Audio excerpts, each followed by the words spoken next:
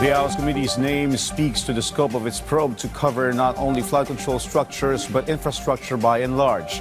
And it will be an exhaustive inquiry to include ocular trips to failed or phantom projects nationwide, as we hear more from Armela Lesmoras. Not only ghost flood control projects but also anomalous road and bridge constructions, among others, will be investigated by the House Infrastructure Committee.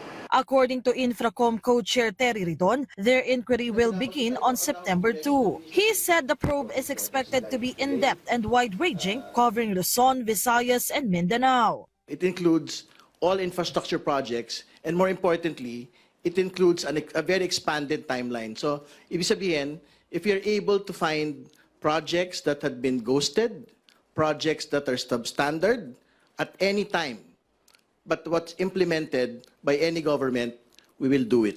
Aside from the hearings, the joint panel will also conduct ocular inspections in areas where the failed projects are located. House Committee on Human Rights Chair Bienvenido Abante Jr. also suggested, doon tayo makiring sa Davao, for example. Di ba?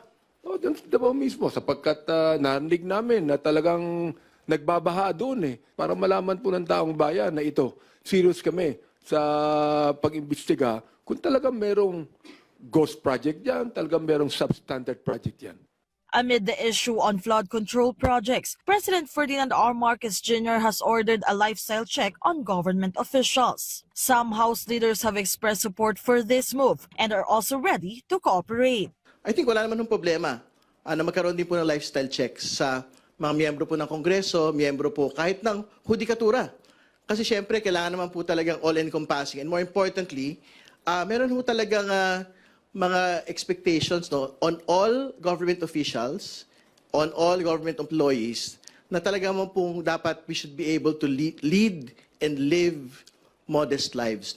To prevent further anomalies, Congress has already tightened its scrutiny even during the deliberations on the proposed budget. Today, a People's Budget Review was also held at the House of Representatives, where civil society organizations took the opportunity to present their suggestions and comments on the proposed 2026 national budget. Every week po, depende po kung aling ahensya po yung gusto nilang talakayin. Yung Vice Chairperson po ng Committee on Appropriations na in charge doon po sa pag-sponsor ng budget na yon ay makakasama nila. Mela Lesmoras from the National TV Network for a new and better Philippines.